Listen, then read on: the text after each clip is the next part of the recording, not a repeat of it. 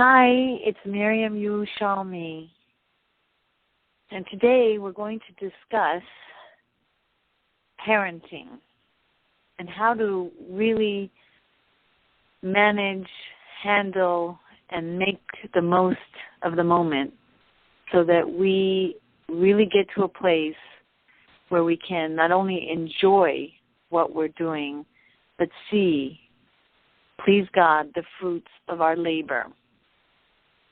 The first thing I usually suggest is to take a moment and remember how it felt to be a child. Remember the things that you did not like. Remember how shaming it was when people would talk about your behavior in front of other people. Think back, and everything that you did not like, maybe take a moment and jot it down. Probably you won't even have to because it's like really ready right there, the memory. Then take a moment and think about how you do not want to do the same things that you didn't like when you were a child. Try your best to feel compassion for that stage that they are still in, that thank God you have passed. Really feel their pain and their challenges, as you probably already do, but now from the perspective of how you felt when you were a child.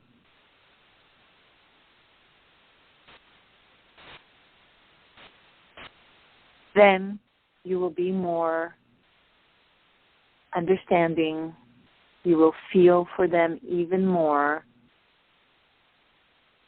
And you won't be as quick to feel jolted, anxious, nervous, annoyed, and all these other negative attributes and sensations when things aren't going so smoothly when you're interacting with them in the moment. This is something you can do every day outside of the moments that you are with them, even just 1 minute, so that you will constantly have on your mind the Hafta l'reacha kamocha.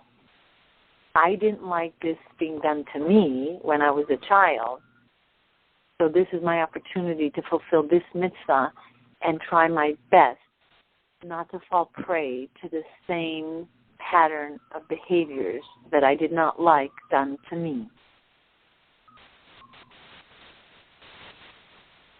Then think about all the things you did like as a child. Maybe that favorite teacher of yours that really did make you feel like $1 million,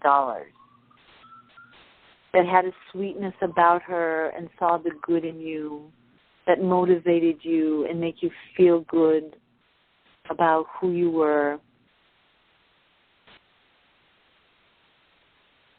How when that one praise from even that stranger in the market just made you feel like so appreciated for that little kindness that you did by something that you may have done in your childhood and got recognition for it. And say to yourself, I want to be that to my children. Yes, it's a little different when it's someone outside of the home that doesn't have to deal with this child. But this is what I want to accomplish. To be very connected to my children and feel close to them, but at the same time, distance myself from their negative energies and their cranky behaviors so that I can rise above it and make the right move. An example I like to give is a chess game. The brain is telling the hand the move to make to win the game. So too, to be a little distant enough so that you can make the right move to win the day and not be too enmeshed in the moment so that you don't think clearly and then, God forbid, make the move that's not the best one for either you nor the child. So today we're going to share some tips. If you think about these tips, review them, you might not be able to incorporate all of them, but reviewing them and getting in the habit of thinking about these tips, you will find that it will become easier and easier for you to recall these ideas. As we say, praising and more praising has an enormous benefit. It really does bring out, Chazal tells us, the actual good that is within the child. Catch the children when they're doing good deeds more than catching them when they're not doing the good deeds. And praising them when you do see something positive. And even over-exaggerate, if need be, just to make that child feel good about themselves and have an easier time building their own self-esteem. Create scenarios where they will be able to feel good about themselves by making sure there are opportunities where they can succeed. For instance, have some child get invited that they really get along with, and then notice the kindness, the sharing with that friend of theirs so that they feel reassured that they're capable of sharing, so that when the friend leaves and they may have a difficulty sharing with their own brother and sister, you can continuously remind them how amazing it was to see that they so beautifully shared with that child.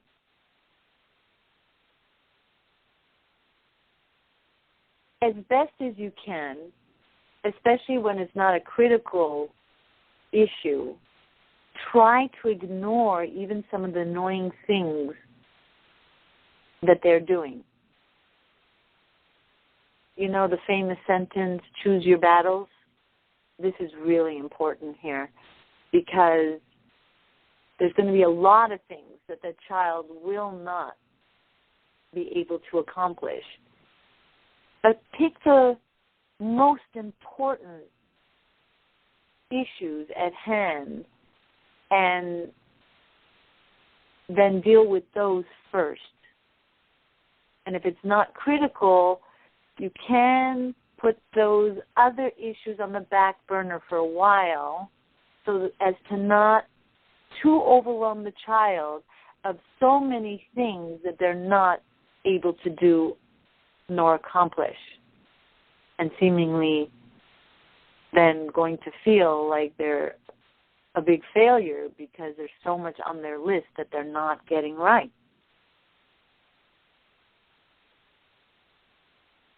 Remind them also of their past good. especially at their weak moments. Also, while they're going through that weak moment, you can empathize with them by sharing and even over-exaggerating some of the challenges you had as a child, so that they can relate that it's not only them that is having a hard time, but that you too also had a hard time. It's amazing how their energy can shift by hearing you empathize with them that it is not something that's so easy, and it is something to work on, and that you really understand it because of your own experience.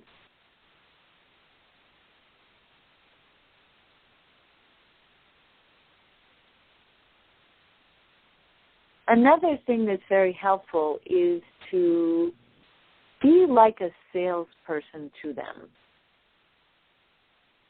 Nobody likes to be commanded to do things.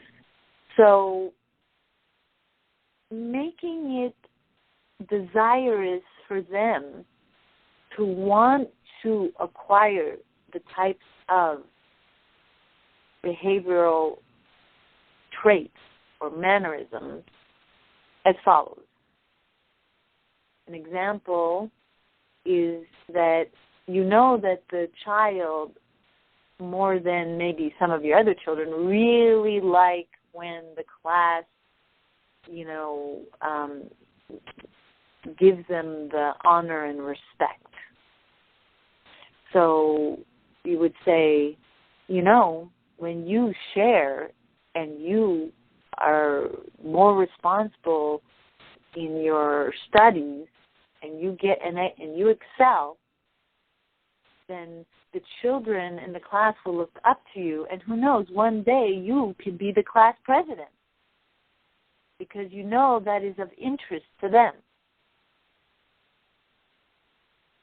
On its own, they might not have an interest to want to do well in school, but putting it in this perspective may perk up their desire to do it for that ultimate end. So really appealing to their own interests will help them and motivate them to really reach that achievement on their own. Of course, with reminders. These types of tools at their disposal will help them in the long run. You see, a lot of times, parents and everything they're doing, of course, is for the benefit of the child. But many times the child feels that this authority and the decisions are forced upon them. So including them in the process of how to improve their own situation also will help them motivate themselves. For instance, let's say a child is having a lot of challenges in doing their homework. So you first talk with the child to see what are the factors that are making it so difficult for them. And you empathize and you understand that it's not so easy, and they feel that you're really with them. Then you take another moment and you think about ideas together, hearing his ideas of how he would want to solve this problem. For instance, if a child says, well, I get home and I'm just too hungry and I need to unwind. I think in an hour after school, that would be a better time for me to start rather than just a half an hour. So you listen to the idea and you write it down. Take their opinion seriously. Now, it could be they're going to give some kind of idea. I'd rather do it at 9:30 at night and 9 o'clock is bedtime or something. But write it down and say, I hear your idea. Please validate that you're considering that he has ideas. After, then suggest your own ideas. Then go through the ideas and see which ones are feasible, and if not, explain to the child so he will understand fully why that idea was something to consider, but when we really fully look through and analyzed it, that it wasn't an option. And then look into another idea of his. So instead of finding the need to constantly either give a time out or constantly punish the child, get him involved in solving the problem with you. And then, of course, you can always use motivating factors as rewards to help the child along the way. Rambam teaches us that it is something that does help children.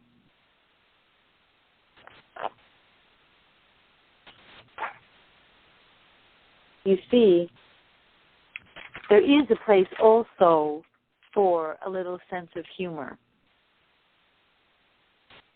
And not be so heavy and serious in the process of helping the child find his way through the challenges that he has in his life. Maybe a little smirk and a smile and a twinkle in your eye, and the child will say, What are you thinking about? And you're like, oh, I remember, my gosh, when I was a child, and I had this crazy idea that I thought I was going to be able to do my homework at 10 o'clock. That just reminds me of me. And then, break the ice a little bit so that there won't be such a heavy energy between the two when you're really trying to solve a problem, especially if you see the child is like really serious and in a cranky, gloomy mood. I also highly suggest to give a lot of choices, because sometimes by giving the choices, the child feels that he can own up to his own choice. So, for instance, if a child is at that time where they're supposed to be going to bed, instead of, okay, it's now time for bed. You need to get your pajamas on. Hurry, like as if you're a sergeant and having to get that child to do what needs to be done. An approach can be as follows, giving them a choice. It's bedtime about now. You have a choice. You can put your pajamas on first and then brush your teeth, or you can brush your teeth and then put your pajamas. It's your choice. Children love choices. They feel like they're their own boss. Wow, no one's commanding me to do something. I have a choice in the matter. You will be amazed how that could help you so much when they're a bit obstinate and the type of child that really doesn't like to be commanded. Be honest. We don't like to be commanded either. The husband says, get this, do that, no. We feel like, hello, I'm a human. I'm not like a robot. I'm not a slave. It definitely makes the person on the receiving end feel much better about complying. How many times children ask questions and they want it now? Another effective tool to dissipate the possible outburst of a child of not getting their way, what they wanted, is say, yes, my darling, but not now. Or, yes, you could ride your bike, but we need to eat dinner first. So they so happy to hear the yes. Already now they're like in a yippee mood. And then they're like, oh, yeah, okay, so I'm going to get to do it. I just have to eat dinner.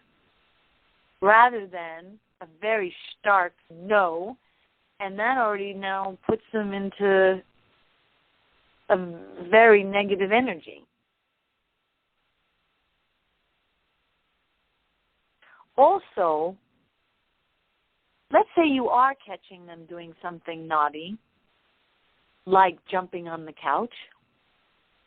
Instead of raising your voice in a bitter tone and say, get off that couch, you're like telling them something positive to switch to.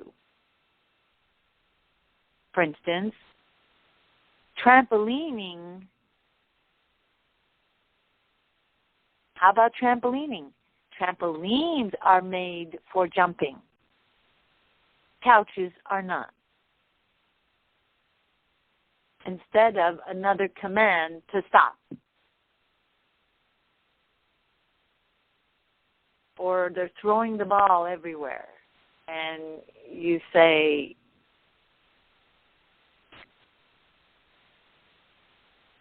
balls are meant to be thrown outside the house.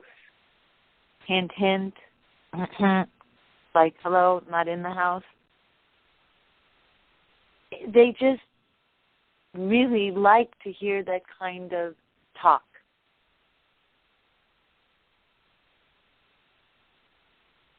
When you see them challenged by a moment of failure, they're trying and they're not succeeding, help keep their self-respect and self-dignity instead of like, again, how many times I tell you, like, that's not how you do it, and blah, blah, blah, and like crash, they feel like losers, right? Instead, normalize the failure. Again, maybe recalling back in time when you weren't succeeding in that particular area, or maybe even, exaggerate. So they have a little more self-respect and self-dignity at the moment, and then that overbearing doom-like feeling dissipates, and then they'll have a freer and clearer mind now to try again and succeed.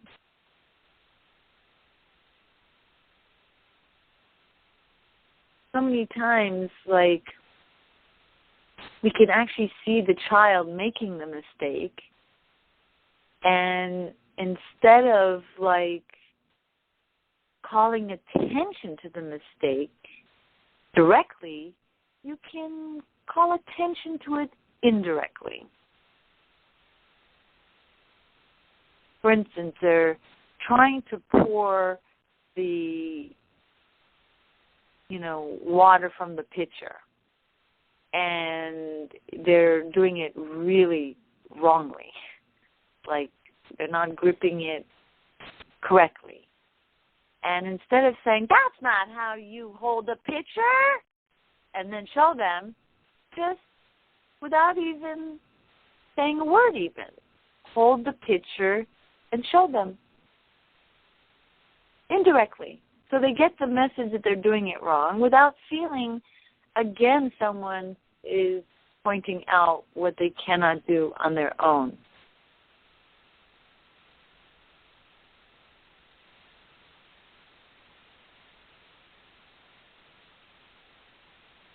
You see, these tips can really help. Try it. I think all of you will like it.